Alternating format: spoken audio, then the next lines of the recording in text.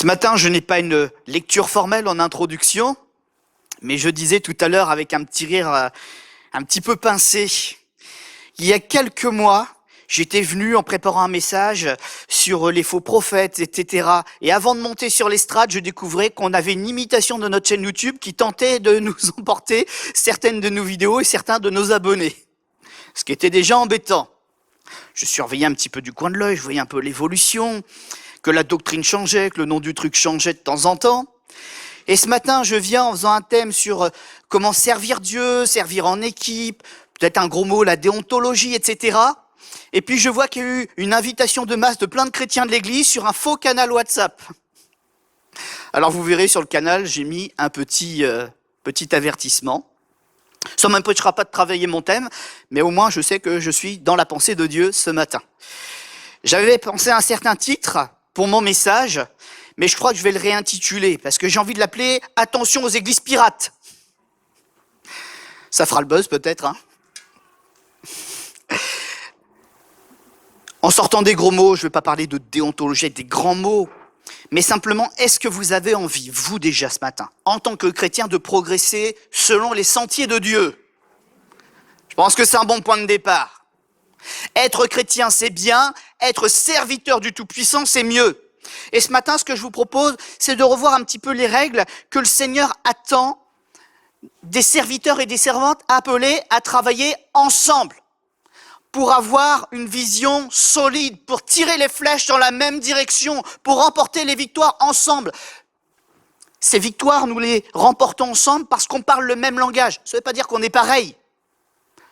Ça veut dire qu'on se met d'accord pour aller dans la même direction, afin d'être efficace, afin d'être comme un mur aux agressions de l'adversaire, et que quoi qu'il arrive, on puisse avancer.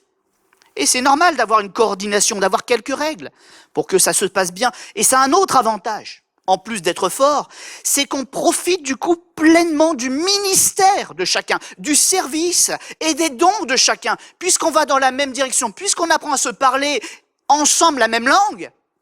Eh bien, il y a une grande liberté ensuite pour l'ensemble des serviteurs et des servantes dans l'œuvre que nous accomplissons ensemble. Alors j'explique le gros mot, mais rapidement on le laissera. La déontologie, c'est tout simplement l'ensemble des règles et des devoirs qui régissent une profession ou un groupe de personnes qui font quelque chose ensemble. Ça permet à chacun de savoir la conduite qui est attendue pour qu'on y aille ensemble, dans le respect. Les rapports, ça définit la qualité, la nature des rapports entre chaque personne pour qu'on se comprenne. Alors, ce que je vous partage, c'est pas du très haut niveau. Vous le retrouverez très facilement dans l'Écriture. Il suffit de lire des textes bien connus comme 1 Timothée chapitre 3. Est-ce que vous savez de quoi ça parle ce chapitre? Il est bien connu. 1 Timothée chapitre 3, interrogation écrite? Non! Ça tombe bien, on est là pour ça ce matin. C'est un chapitre qui commence en nous parlant de ces personnes qui sont dans les églises depuis un petit moment, et dans leur cœur, il y a une maturité qui est là, il y a même un fardeau qui est là. Ils aspirent à aider l'église pour l'emmener plus loin. Ils n'ont pas forcément été appelés par Dieu en personne, mais ils ont ce fardeau des âmes et ils ont envie de faire quelque chose pour que leur église soit forte. Ils aspirent à la charge d'évêques, d'anciens, parce qu'ils connaissent l'église, parce qu'ils l'aiment et qu'ils disent « moi je peux peut-être apporter quelque chose ». Si l'église est d'accord, j'accepte de prêter de mon temps, j'accepte de prêter de ma connaissance, de peut-être aussi de mes biens financiers, et je vais aider l'église à s'affermir. Et il se propose à la charge de surveillant spirituel évêque. Donc c'est tiré de ce contexte-là. Puis dans un second morceau de ce chapitre, il y a aussi un autre rôle d'autorité qui apparaît, ce sont les diaconats et les diaconesses, les diacres et les diaconesses, donc le diaconat, où ce sont des personnes que l'on va solliciter du milieu de nous, en commun, tous, d'un commun accord, et on va leur confier une responsabilité, bien généralement des tâches matérielles, mais il peut y avoir un petit peu de spirituel dedans aussi. D'ailleurs, on verra que dans l'Écriture, certains ont été appelés pour cela, puis ça a révélé des talents, ou peut-être ça les a fait mûrir, ces talents, et ils ont commencé à prêcher la parole de Dieu, à diriger des groupes d'évangélisation. Et comme ils croissaient dans leur service, il y a même la grâce de Dieu qui s'est arrêtée sur eux. Ils ont même commencé parfois à prophétiser, à exercer des miracles, etc. Moi, c'est ça que j'ai envie de vivre dans l'église de Saint-Brieuc. Un auditoire de gens assis, honnêtement, je vous le dis, ça ne m'intéresse pas. Je vous trahis un secret. Il sera que sur Internet, entre vous et moi. Personne ne le saura. Je me demande si la suite de mon ministère est dans une église. Parce que vous êtes sauvés, Mais moi, j'ai envie des gens de l'extérieur. Alors, je m'occupe de Saint-Brieuc aujourd'hui, mais dans 5, 6 ou 7 ans, si je sens que mon temps de partir est venu, puis de céder la place à quelqu'un qui vous fera du bien après moi, parce que je crois en la transmission, je ne suis pas le seul maître à bord, je crois que le Seigneur a des meilleures personnes que moi pour vous. Mais je crois aussi que, peut-être, pasteur, c'est un temps, vous voyez, mais il y a des âmes à sauver, c'est la fin, là. Et peut-être qu'il va falloir que j'accepte de travailler d'une autre manière, dans des contextes différents, et avec des salaires encore plus bas. Mais je me pose cette question. Mais ça n'empêche pas que même dans ce cas de figure différent de ce qu'on connaît, qui est très structuré, ça veut dire qu'il y a quand même des règles. Parce que sur le terrain, il y a peut-être d'autres ouvriers de Dieu qui sont aussi valeureux, peut-être meilleurs que moi. Philippiens me le dit, quand tu fais quelque chose, regarde l'autre comme étant au-dessus de toi. Avant d'être un bon serviteur, il faut avoir le bon cœur de serviteur avant. On ne peut pas être un bon pasteur si dans son cœur, on a déjà de l'orgueil ou qu'on en a encore. Il est bon, il est salutaire pour l'ouvrier d'avoir les bonnes règles de Dieu pour bien travailler. La conduite donc, dont je vous parle, elle est pour l'excellence de l'Église. Alors on en parle bien sûr dans les enseignements, dans le contexte d'établir des anciens, des diacres, des diaconesses, etc., d'exercer un ministère de la parole. Mais avant tout, c'est un chrétien mature qui les comprend, puisqu'il ne fait pas les choses pour lui-même, mais les fait en regardant les conséquences qu'il va y avoir dans l'Église quand il fera quelque chose. Tout est possible, mais tout n'est pas utile. Voilà une règle d'or que la femme, l'homme spirituel qui veut servir le Seigneur a compris. J'ai des droits, mais avant, je peux faire du bien en me donnant une limite peut-être pour ne pas être une pierre d'achoppement pour d'autres personnes autour de moi. La conduite personnelle que nous avons déjà donc en tant que chrétiens avec une certaine maturité. Je dirais que premièrement, comme je viens de le dire, c'est d'être un modèle dans tous nos comportements. C'est pas simplement de venir à l'église et de prier. C'est déjà, quand je donne ma parole, autant que ça dépende de moi, parce que peut-être des fois aussi on a des petites complications, mais autant que ça dépende de moi, d'honorer ma parole. Et lorsque je n'ai pas pu l'honorer, de ne pas l'oublier en disant tant pis c'est fait, mais d'essayer d'apporter une solution quand même, ou une autre proposition. Il doit être un modèle donc dans tous ses comportements, dans l'église, à l'extérieur de l'église, sur son lieu de travail. Vous me direz, c'est une vérité de la palisse, On a l'impression que c'est normal. Mais dans la pratique, est-ce que nous le faisons vraiment? Parce que je suis surpris des fois. Il y a des gens qui sont dans des églises en train de donner des conseils aux autres, ils descendent de l'estrade ou ils sortent du groupe de jeunesse sur lequel ils ont prêché, et ils sont à l'extérieur, et alors là ils font tout l'inverse comme s'ils n'étaient pas convertis. Et ça ne les choque même pas. Et ce qui me rend triste, c'est que c'est biblique en plus. La Bible n'arrête pas de dire qu'il y a des gens qui ont ce comportement-là. Alors ne nous empressons pas à suivre n'importe qui parce qu'il prêche bien, ou parce qu'il prie fort, ou parce qu'il est dans tous les groupes de prière. Apprenons à avoir, je vais utiliser le mot jugement, mais comprenez le mot jugement spirituel.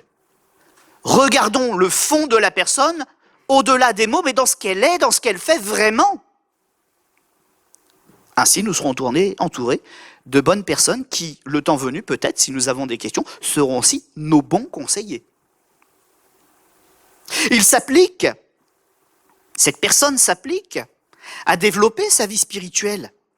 Bien sûr, elle prend conseil, elle n'a pas la science infuse. Bien sûr, elle va venir dans des lieux d'enseignement, elle va avoir sa propre lecture de la Bible. Mais cette personne qui veut servir Dieu avant de dire aux autres ce qu'ils ont à faire, ou d'interpeller les autres sur une conduite qui leur semble mauvaise, c'est déjà une personne qui elle-même est autonome. C'est une personne qui d'elle-même a cet amour de la parole et va la chercher. Quelqu'un qui veut donner des conseils, mais qu'on doit soi-même tirer toutes les semaines pour venir à l'église, il y a un problème. Quelqu'un qui va en vacances et qui met jamais le regard dans la Bible, parce qu'il est en vacances même de la Bible, c'est un problème. Mais c'est quelqu'un qui, en toute occasion, cultive sa relation avec Dieu pour qu'elle reste vivante et vraie. L'homme, la femme spirituelle, propre au service et même à vivre un développement dans son service, un épanouissement dans son service, se conforme aux enseignements de la Bible. Et là, tout le monde dit Amen. Voilà. Mais, il n'est plus rebelle. Il se conforme aussi aux autorités établies par Dieu. Les fameux ministères dont on parle, ce n'est pas des hommes qui les ont choisis, c'est Dieu qui les a établis. Paul, apôtre de Jésus-Christ par la volonté de Dieu. Il y a des gens qui sont établis par Dieu, et il y en a qui sont établis pour les besoins de l'Église par les autres hommes. Et nous sommes dans un temps de rébellion, de plus en plus fort. On nous dit que les églises sont inutiles. On fait le buzz sur Internet en disant « toutes les églises sont perverties, n'allez plus dans les églises ». De qui est ce discours? Puisque Jésus établit véritablement des serviteurs. De qui est ce discours? Il y a des gens qui aiment appuyer sur le bouton de la rébellion pour nous sortir de la main protectrice de Dieu et faire de nous des propres justes. Je l'ai lu, je crois, toi tu m'as dit quelque chose, bah écoute, on va attendre plus tard. Mais de plus en plus de gens sont en train, le mot est dans l'écriture, la fin des temps, c'est le mot fascination. L'apôtre Paul l'utilisait déjà ce mot avec les Galates. Qui vous a fasciné au point de croire en un autre évangile? C'est ça la fin des temps. C'est pour ça qu'on en parle aujourd'hui, parce que comme on y arrive, ce nombre de choses va aller croissant et se multiplier. Sur Internet, lorsque l'IA a été libérée, puis que maintenant elle est même par défaut dans nos smartphones et ça on n'y peut rien,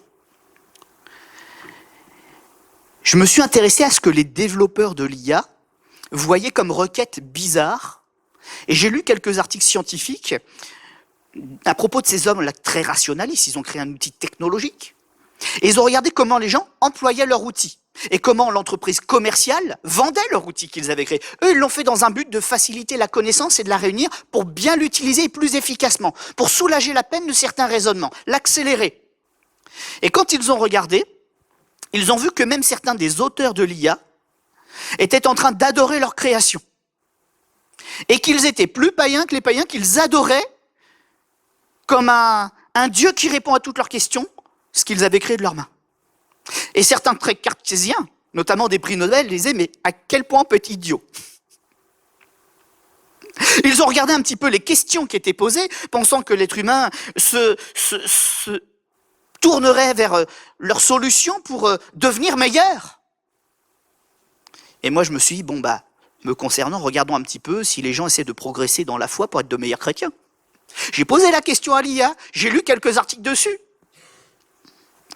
Et je m'aperçois que beaucoup de gens s'érigent eux-mêmes en prophètes, et que la plus grande requête spirituelle qui est faite aux intelligences artificielles, c'est comment est-ce que je fais pour exercer la magie et faire apparaître des choses ou des choses comme ça. Et les mêmes prix Nobel, scientifiques, auteurs de ces technologies, ils s'affligeaient en disant, en fait, on a multiplié par 15 ou 20 le nombre de personnes qui s'autoproclament sorciers. Vous lirez des articles comme ça dans Le Figaro, dans Le Monde et dans des tas de journaux assez bien connus. Et là, je parle pour les choses françaises. On est dans un monde de déchéance, rebelle, qui veut vivre les choses de Dieu sans Dieu, explorer les choses spirituelles sans la sainteté, sans la pureté qu'il protège. Et c'est nous, dans l'Église, qui sommes le rempart à cette folie. Ce que nous acceptons de vivre, la manière dont nous acceptons de le vivre, les règles que nous acceptons, c'est ce que nous sommes. Si l'Église ne marque plus la différence, si l'Église ne se bat plus contre le péché, si l'Église fonctionne dans la rébellion et le désordre, ce n'est plus une Église.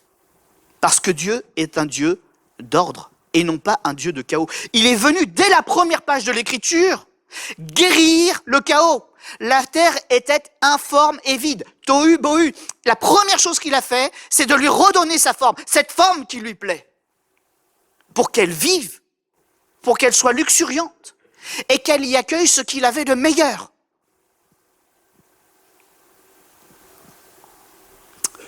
Nous nous conformons donc aux Écritures, mais également aux responsabilités ou aux responsables qui ont été établis sur nous. Alors c'est vrai que parfois il y a des excès, mais en réalité, je ne vais pas faire de plaisanterie sur ce coup-là, mais le bon pasteur a aussi ses propres pasteurs. C'est pas normal qu'un chrétien ne rende de compte à personne.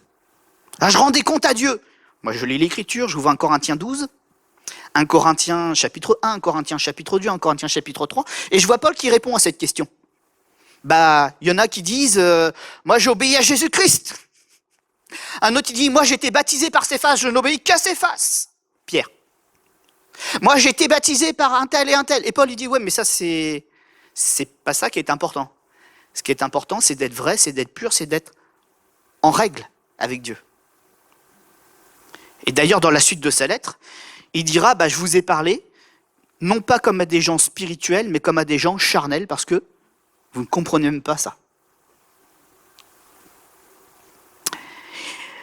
L'homme spirituel, la femme spirituelle, sont des gens qui sont enseignables et sensibles aux conseils qui leur sont adressés.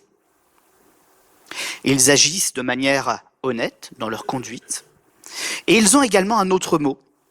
Ils avancent dans leurs relations, dans leurs échanges, avec prudence. Jésus nous a enseigné la prudence. Vous vous rappelez dans ses premiers discours ? Pur comme la colombe, prudent comme le serpent. Bon, le serpent, il a été dénaturé. Mais il avait quand même ses qualités avant d'être dénaturé. C'était un animal prudent.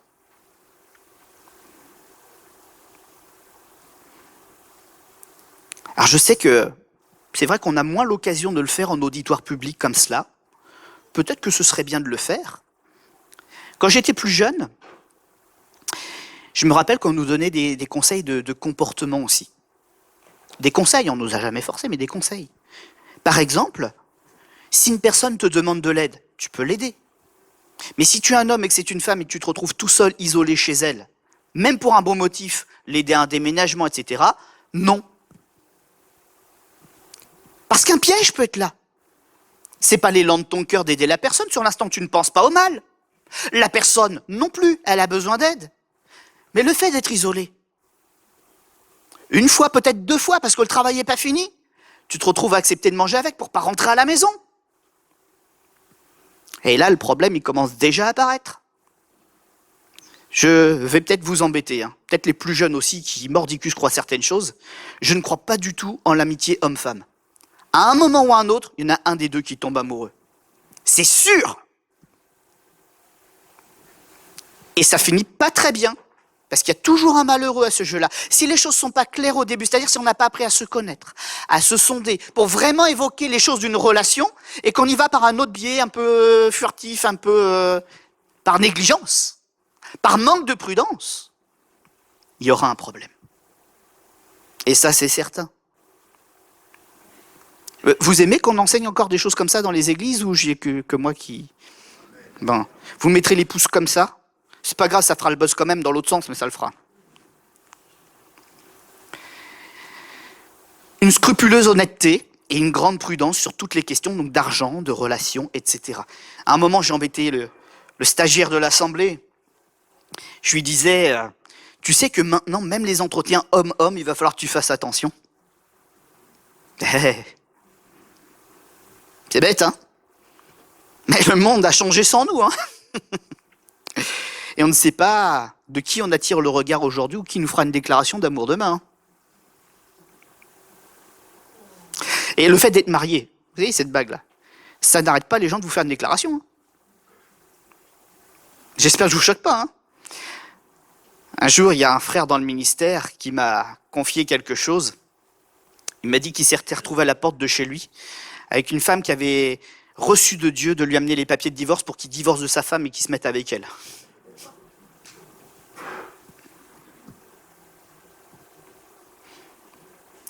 Mes amis, c'est pas juste une plaisanterie, hein. Le cœur de l'homme est tortureux et va l'être de plus en plus parce qu'il est poussé dans ce sens-là. Vous allez, et moi aussi, en voir encore des bêtes, des vertes et des pas mûres. Hein. C'est important donc de nous préserver par des règles et de parler la même langue pour bien travailler ensemble et bien vivre notre relation ensemble. La relation donc de l'homme et de la femme spirituelle avec son église locale. On a parlé un peu de son comportement personnel, des points de vigilance. Mais il y a aussi l'église locale, parce qu'on n'est pas tout seul, il y a l'autre. Un humoriste français disait « L'enfer, c'est les autres ». Parce qu'on est toujours d'accord avec soi-même. Hein, mais dès que quelqu'un dit quelque chose qui ne va pas dans notre sens, ça devient le problème. C'était une parole de sagesse. Hein. Moi, je crois que là-dedans, il avait raison. Mais le chrétien ne vit pas comme ça. Le chrétien, il apprend à vivre le ciel avec les autres. On a réglé le problème de l'affrontement et de la colère. 1 Corinthiens 2 et 3 en reparle d'ailleurs. Parce que Paul dit la même chose. Il dit, si dans l'église, il y a des disputes, s'il y a des querelles, s'il y a de la jalousie, c'est que vous êtes selon la chair. Le chrétien a dépassé ça. La personne spirituelle, elle va respecter aussi les secrets qu'on lui confie. C'est bête à dire, hein, mais c'est la première chose dans l'église. Si quelqu'un a confiance en toi, et se confie en toi, tu n'as pas à le répéter à tout le monde. L'église, c'est pas un lieu ou une communauté où on vient apprendre des petits secrets pour cancaner, murmurer. C'est un lieu de respect, un lieu d'épanouissement, et je le rappelle, même si on ne le dit pas assez souvent, c'est un lieu saint. Au milieu de nous, il y a la présence de Dieu. Et si nous voulons la garder, gardons nos langues en premier. Jacques le disait, l'un des plus petits membres, le plus petit membre, la langue, est capable de produire un feu qui embrase une forêt.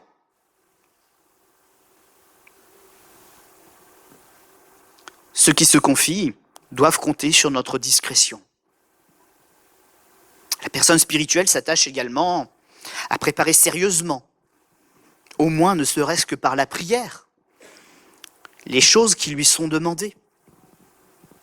Être tout le temps en retard, ça n'est pas normal quand on s'est engagé dans une œuvre.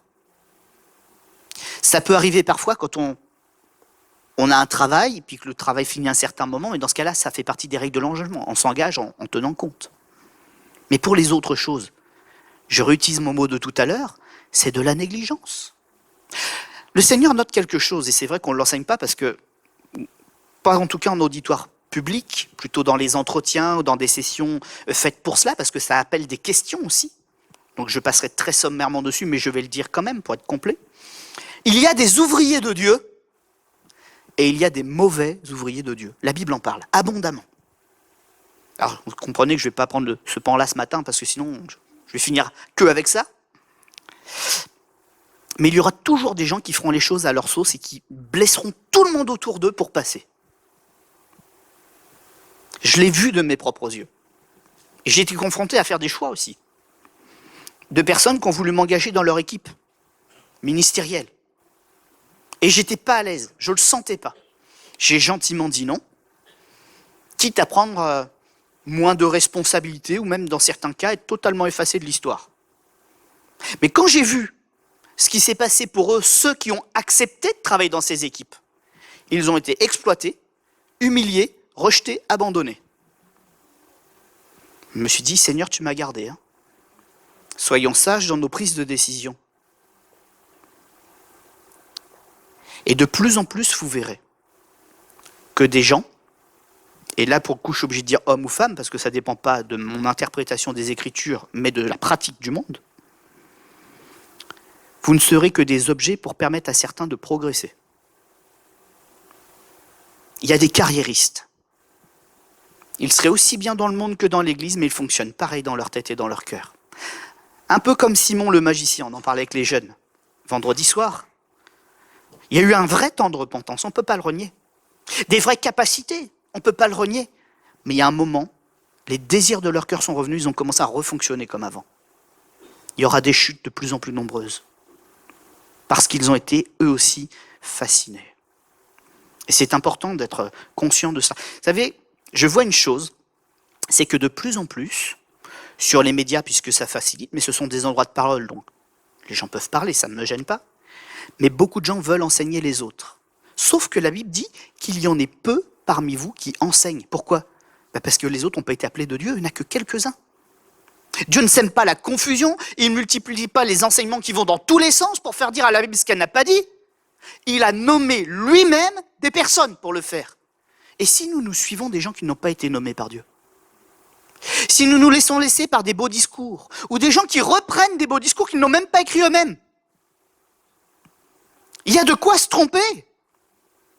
C'est pour ça que je vous dis constamment, et que je me l'applique aussi à moi, prends le temps de réfléchir, quitte à ce que ça prenne un petit peu de temps, que ça te frustre un petit peu, mais prends la bonne décision. Prends le temps de réfléchir avant de t'engager. C'est ça qui est important. Et c'est vrai pour chacun d'entre nous. Et dans l'église locale, c'est pareil. Ce n'est pas parce qu'on vient de nous trouver avec une proposition pour un service, etc., qu'on va être à notre place. On peut essayer, bien sûr. L'église, c'est une école. On peut essayer certaines choses, c'est pas un problème. Mais pour prendre la décision de l'engagement, je dois quand même bien réfléchir.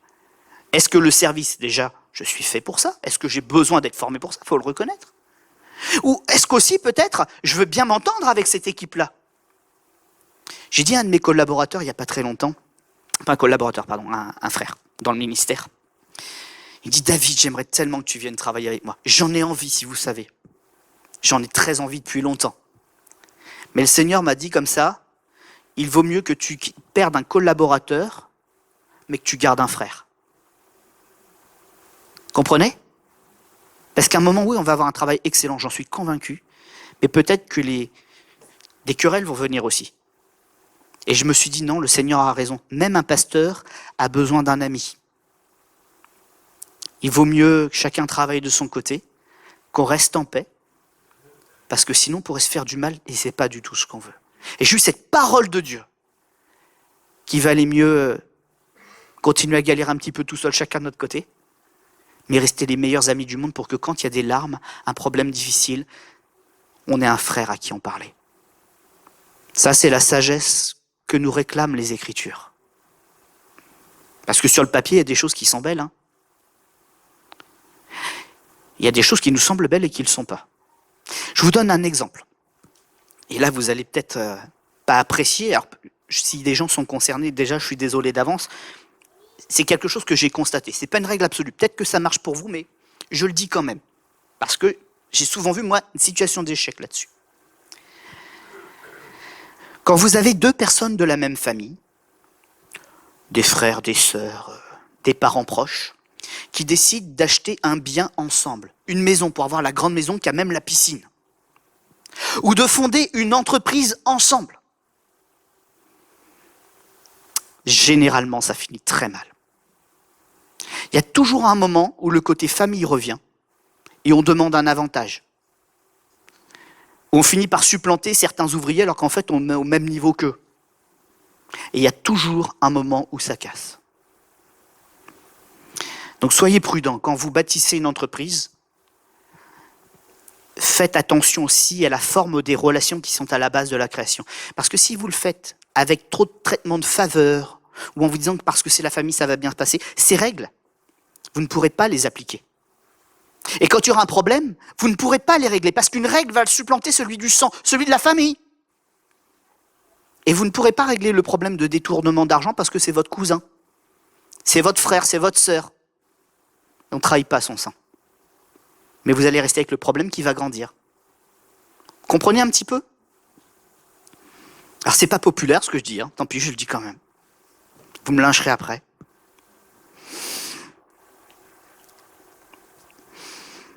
Il résiste, l'homme spirituel, à l'esprit de jugement, même s'il voit des choses qui ne sont pas bonnes, mais il va veiller, il va prier, il va intercéder, il va veiller à relever, non à abaisser, à soulager, mais non à écraser, de manière à ce que la personne puisse mûrir et trouver cette solution dans laquelle elle sera enfin en paix avec Dieu. Il n'exerce aucune domination, il ne cherche même pas d'ailleurs à dominer, il conseille, il affermit.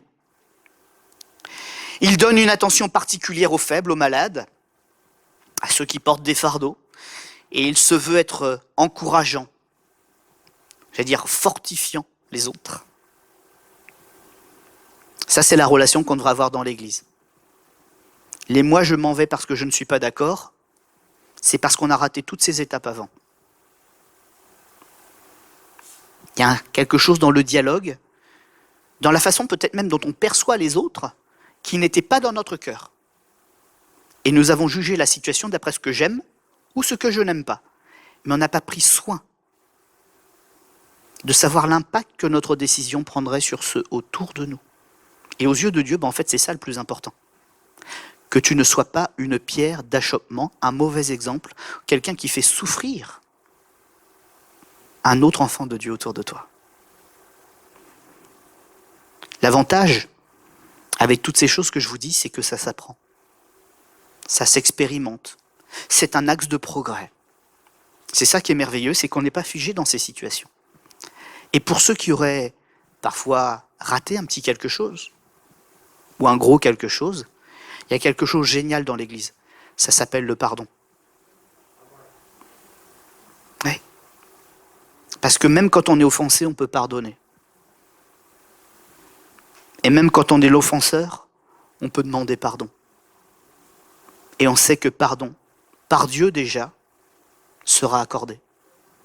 Et que les choses pourront prendre une bien meilleure tournure. C'est ça le miracle de l'Église.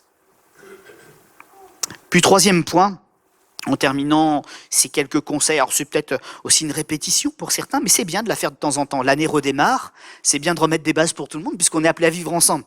Et ça, c'est génial. Eh bien, la personne spirituelle, face aussi au voisinage chrétien. Oui, parce que notre Église, c'est la meilleure de la terre, j'en suis convaincu. Vous et moi, on est dedans, c'est bon, c'est nickel. Mais il y a d'autres églises à côté. Elles sont peut-être pas si mal quand même non plus. Elles ont leurs différences, leurs spécificités. Il y a des choses avec lesquelles on est moins d'accord, c'est pour ça qu'on est là et pas ailleurs. Mais à l'inverse, ils se disent pareil. Ils sont là-bas, ils sont pas là pour les mêmes raisons. Ils ont trouvé quelque chose là-bas qu'ils font mieux que nous ici. Et moi je dis merci Seigneur, on trouve sa place. Donc rappelons-nous qu'on n'est pas parfait, mais qu'on doit quand même cultiver l'unité. Alors pas l'unité en se mettant tous ensemble au même endroit, mais par le lien de la paix, par le lien du respect de l'autre, du dialogue. On ne peut pas être tout le temps ensemble, mais il y a quand même peut-être des choses sur lesquelles on peut se parler pour se comprendre et se respecter. La personne spirituelle, donc, eh bien, c'est une personne qui va exprimer, comment dire, une certaine forme de redevabilité. Elle est heureuse de travailler pour le Seigneur, elle est heureuse de travailler pour l'Église. Elle respecte donc aussi, par retour, les autres travailleurs, les autres travailleuses de l'Éternel. Elle va aussi, dans le sein de son travail, exprimer aussi, peut-être déjà son église locale, peut-être pour le situer, un retour de son expérience, un retour d'information. Et puis, dans une certaine mesure, on peut aussi dialoguer sur des difficultés avec d'autres assemblées. Il m'est déjà arrivé de décrocher le téléphone d'une dénomination qui n'est pas du tout assemblée de Dieu. Oh, pas bien. Pour dire, écoute frère, moi j'ai eu un petit problème là, peut-être que tu vas retrouver la personne qui a posé problème chez toi. Ça arrive. Mais je n'ai pas dit de juger la personne. Je n'ai pas mis un post-it sur la tête de la personne. J'ai juste fait attention, il y a une petite fragilité. Si tu retrouves cette personne chez toi, c'est son étape suivante. Moi, je l'ai fait monter d'une marche, tu la feras monter de la deuxième. Elle va progresser. Mais quand même, sois prudent, il peut y avoir des petits soucis. Ça, c'est du respect. C'est pas de la dénonciation, c'est pas de l'hypocrisie, mais on souhaite le bien des âmes. Et quand on sait qu'une personne se perd, notre but, c'est de la sauver. Alors on s'encourage à bien faire dans le respect.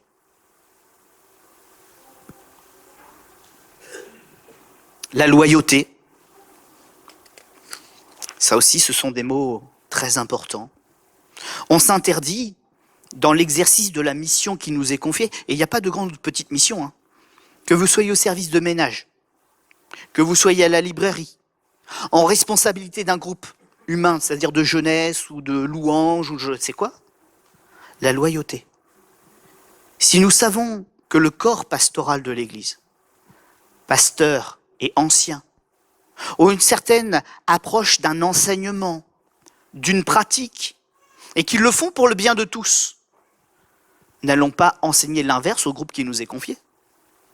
La loyauté. Et j'aime dire du bon sens. Après, il peut y avoir quelque chose qui a été vu, qui n'est pas bon.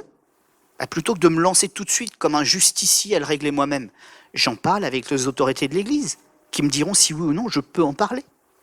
Mais en travaillant ensemble, ça donne une force. J'ai parfois des gens, je vous trahis encore des secrets, qui ont essayé de me prendre à contrepartie, en faisant des bêtises, puis en essayant de m'aider, de me pousser moi à m'exprimer pour que je les sanctionne. Pour dire, ah, je suis la pauvre victime. Ça n'arrive jamais. Et moi, ma réponse, c'était, ça tombe mal que tu essayes de me faire ça, parce que je ne prends jamais une décision tout seul. J'en parle au CA, j'en parle aux anciens, etc. Donc on prend la décision en groupe. Donc c'est pas moi ton problème. C'est ton attitude. Et si tu veux que quelqu'un te rende des comptes, ce sera le conseil des anciens. Parce que je ne suis pas tout seul, je ne suis pas seul maître à bord. Je les respecte comme ils me respectent. Et quand quelque chose va trop loin, ou que je sens que quelque chose arrive, je dis, écoutez les frères, j'ai un problème, je vais voir ce que ça donne, je reviens vers vous. Et vous avez des gens qui sont ingénieux au mal.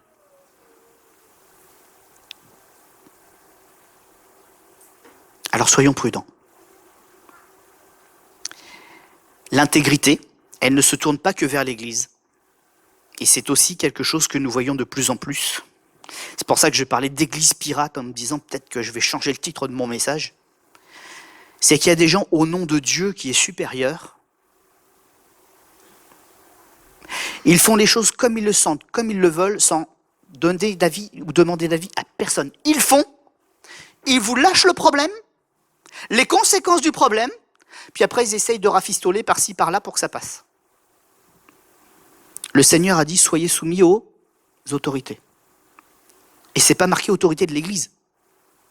C'est les autorités, les lois, les règles en vigueur pour tous. Quelqu'un qui ne respecte pas les règles, quelqu'un qui s'affranchit des règles, même au nom de Dieu, c'est quelqu'un qui a juste un problème d'autorité. Parce que le bon ouvrier, il a un maître. Donc il ne fait pas ce qu'il veut. Il fait les choses telles que ça honore son maître. Si on zappe toutes les autorités du monde, il y a des choses mauvaises. Mais si on zappe toutes les autorités du monde en disant « c'est pour Jésus, il faut que ça avance », quelle semence allons-nous laisser derrière? Les gens vont maudire Dieu avec ça. Il faut bien réfléchir.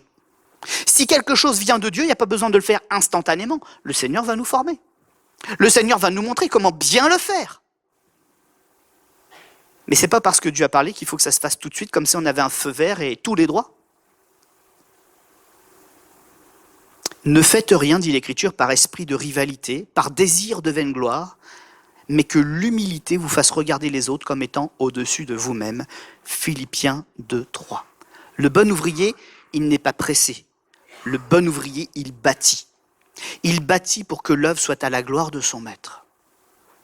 Il avance peut-être patiemment, peut-être trop lentement à la pensée de quelques-uns, mais ce qu'il fait, c'est bien bâti. Le mur, il est bien droit. Les briques sont bien emboîtées, avec le bon ciment. Et si le loup vient et qu'il souffle sur la petite maison de paille, elle ne va pas s'envoler.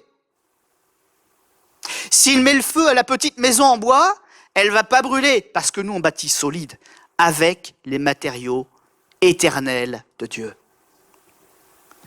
C'est bien de dire que l'Église doit faire du discipulat, former des disciples, établir dans des rôles.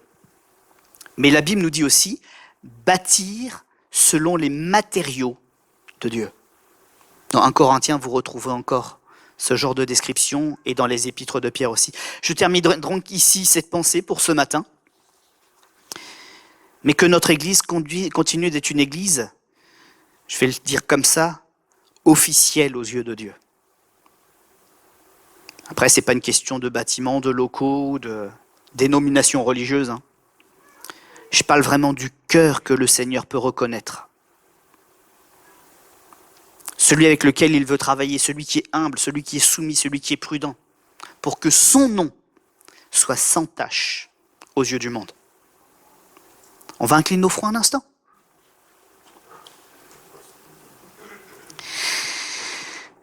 Seigneur notre Dieu, c'est vrai que certains discours sont un peu plus durs que d'autres, mais pourtant ils font partie de la grande organisation de ce qui nous permet d'accomplir des œuvres qui vont te satisfaire.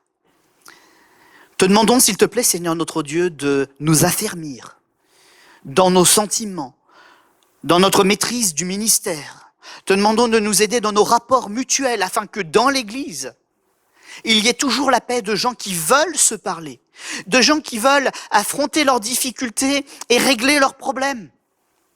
Te demandons, s'il te plaît, Seigneur notre Dieu, que notre Église, les Églises, soient toujours un exemple de bien vivre ensemble, un exemple de civisme, un exemple de bon sens, un exemple de vie, de joie, d'épanouissement, et que rien ne vienne entacher cette joie d'être ensemble.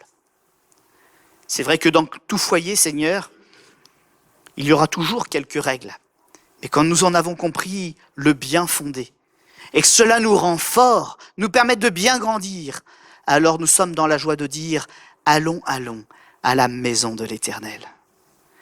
Que ta maison est belle, que tes enfants y sont beaux, Seigneur notre Dieu, lorsqu'ils reflètent ta pureté, ton honnêteté, ta gloire, ton engagement. Merci notre Dieu de nous aider à continuer en 2026 à produire de bons fruits à ta gloire. Que nous soyons cette belle forêt d'arbres fruitiers à ta gloire et que lorsqu'une âme vient ici, elle s'y sente en paix, elle s'y sente accompagnée, elle s'y sente nourrie et aimée. Merci notre Dieu pour cet endroit de rencontre que tu nous as offert et aide-nous à en prendre bien soin jusqu'au bout pour la gloire de ton nom, Seigneur Jésus. Amen.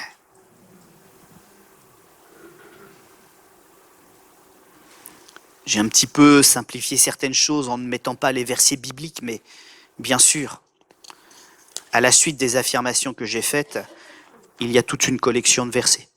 Si vous les souhaitez, c'est sobre, parce que j'ai pas fait une étude biblique non plus, j'ai balayé un petit peu toutes ces idées, mais n'hésitez pas à me les demander, je vous les remettrai. Peut-être je les mettrai dans le descriptif de la vidéo lorsqu'elle sera publiée d'ailleurs, ce qui simplifiera peut-être la vie à tout le monde. Pendant que quelques annonces vont être faites, je vais inviter le groupe David à accepter de venir sur l'estrade pour chanter un dernier chant en clôture de ce temps de matinée.